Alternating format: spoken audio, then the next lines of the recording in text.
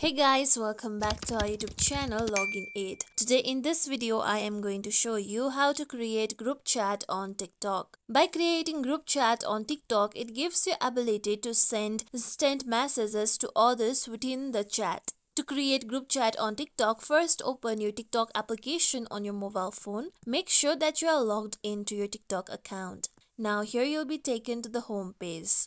Now tap on inbox option on the down. Then here you can see your chats. Now tap on the plus icon on the top left corner. Now first note that you can create a group chat with your friends on your TikTok only. You cannot create group chat with other persons that you are not friend with. So you can search for the friends by tapping on the search bar on the top, or you can also select from the friends that are present. To do that, tap on the small circle near the name.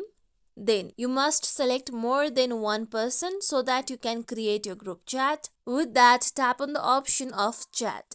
With this, you will be able to create group chat and you can send messages on the chat as well as you can share the videos of TikTok to the group. This is how we can create group chat on TikTok. This is it for tutorial everyone. Hope this tutorial was helpful to you all. If you like today's tutorial, make sure you like, share, subscribe to our YouTube channel for more tutorials like this. Thank you for watching.